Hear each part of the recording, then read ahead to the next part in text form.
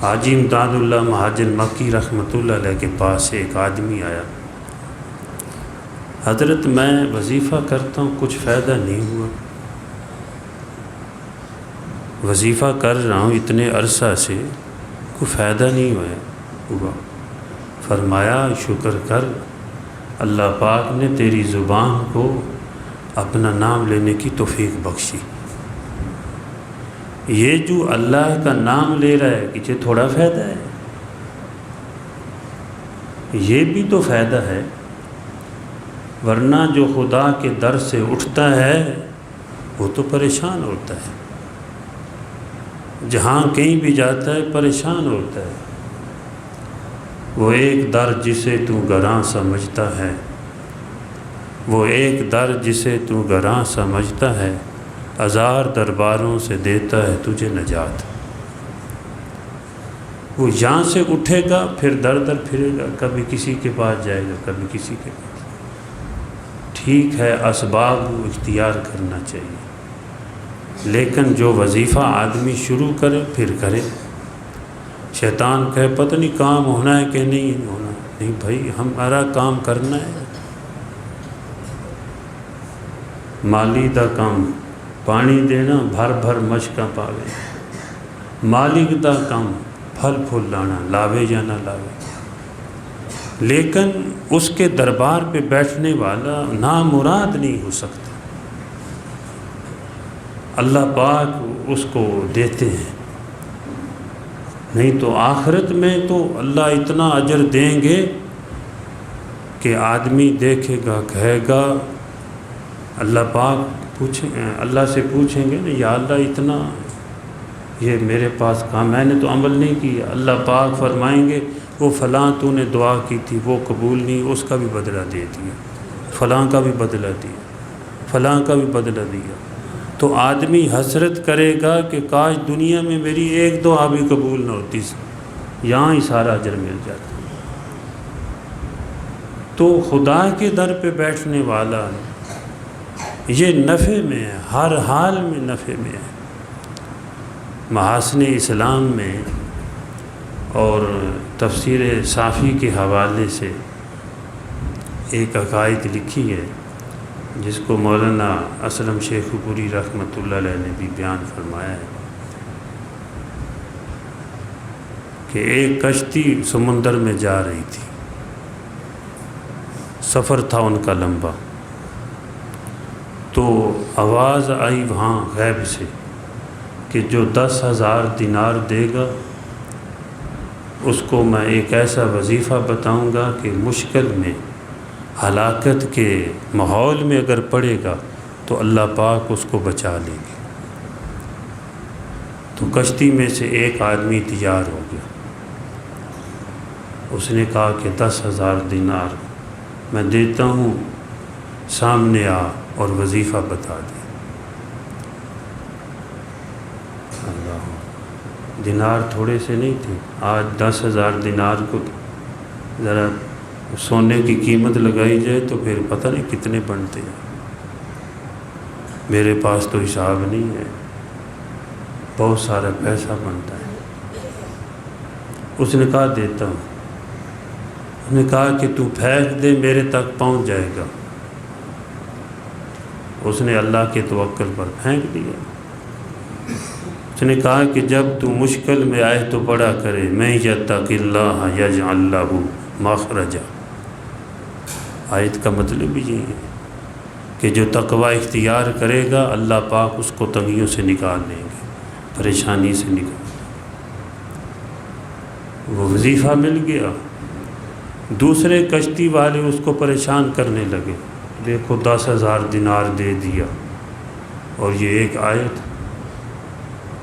نے کہا کہ میں اس پہ راضی ہوں کہ اللہ کے کلام کی ایک آیت مجھے مل گئی وظیفہ کے طور پر، میں اس پہ خوش ہوں۔ وہ اس کو شرمندہ کر رہے تھے، لیکن کشتی آگے چلی گئی، خدا کا کرنا کشتی ٹوٹ گئی، اس کے پھٹے ٹوٹے، اور یہ کسی پھٹے پہ بیٹھا ہوا اللہ اللہ کرتا ہوا جزیرے میں اترا، اور جو ہی جزیرے میں اترا تو سامنے دیکھتا ہے کہ ایک محل ہے۔ سوچا کہ پتہ نہیں یہ کس کا محل ہے، چلو وہاں جاتے ہیں، مسافر تھا۔ اندر گیا تو ایک خوبصورت لڑکی بیٹھی وہاں پہ، اور اس سے پوچھا، اس نے بتایا، اور اس نے پوچھا کہ تم کہاں سے آئے؟ اس نے کہا ہماری کشتی ٹوٹ گئی۔ وہ پریشان ہوئی، پوچھا کیوں پریشان ہے؟ کہ لگے کہ اپنا واقعہ سنایا کہ ہم بصرہ سے آ رہے تھے، بصرہ کے ایک تاجر ہے، اس کی میں بیٹی ہوں، ہم کشتی میں آ رہے تھے، یکدم کشتی ٹوٹ گئی، میں کسی بھٹے پہ تھی تو یکدم ایسا کہ کسی نے مجھے اٹھا لیا، لیکن وہ ایک شیطان ہے جس نے مجھے اٹھا کے یہاں پھینک دیا اس محل میں۔ وہاں ہیرے جواہرات اور بہت سارے قیمتی دولت اور مختلف پھل وغیرہ وہاں پہ موجود تھے۔ تو وہ ہفتے کے بعد میرے پاس آتا ہے، تو میں یہاں ایک عرصہ سے رہ رہی ہوں، آج اس نے آنا ہے تو آپ یہاں سے بھاگ جائیں، کہیں آپ کو ہلاک نہ کر دے۔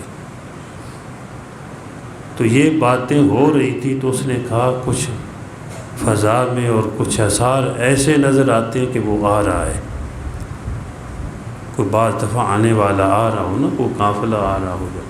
اس نے کہا کہ مجھے آثار ظاہر ہو رہے ہیں۔ بہرحال وہ آ گیا، وہ آدمی کہتا ہے کہ جو میں نے وظیفہ لیا تھا 10,000 دینار دے کے، میں نے پڑھنا شروع کیا، جو ہی سامنے آیا کہ وہ آ چکا ہے، میں یتق اللہ یجعل لہ مخرجا، یہ میں پڑھ رہا تھا، اور جو ہی پڑھنے لگا تو وہ گرنے لگا، اور میں پڑھتا رہا، وہاں گر کے خاک ہو گیا، اللہ پاک نے اس کو ہلاک کر دیا۔ اور ہم پھر وہاں سے نکلے اور ہیرے جواہرات جو بھی وہاں تھا وہ اٹھایا، جتنے اٹھا سکتے تھے۔ سمندر کے کنارے پہ آئے تو ایک کشتی جا رہی تھی، اس کو اشارہ کیا تو انہوں نے ہمیں بٹھا لیا۔ وہ بصرہ آ رہی تھی جہاں کی وہ لڑکی تھی، وہاں پہ آ کے اترے تو کہتے ہیں کہ وہ گھر گئے۔ وہ علماء نے لکھا ہے تفسیر صافی کے حوالے سے کہ ان کے گھر جب پہنچے تو والدین کو انہوں نے ساری اپنی کہانی سنائی، تو وہ بڑے خوش ہوئے اور ان کی آپس میں شادی کر دی اور وہ دولت ساری ان کو دے دی۔ لیکن یہ ہے کہ یقین کا پیدا ہونا، اب وہ جو پیسے لگے تھے نا، یہ مجاہدہ تھا، یقین پیدا ہوتا ہے والذین جاہدوا فینا لنہدینہم سبلنا۔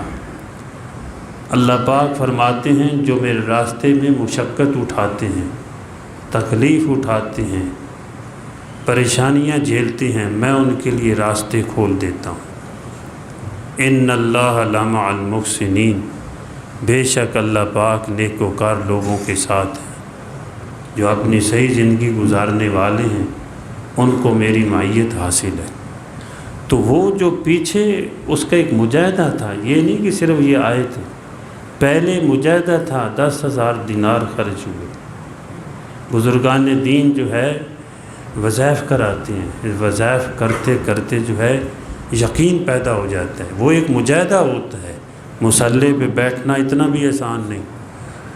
آج لوگوں کو کہا جاتا ہے کہ اتنا آدھا گھنٹہ 15-20 منٹ مصلی پہ بیٹھے، کہتے ہیں جی بڑا مشکل ہے، وقت نہیں ہے۔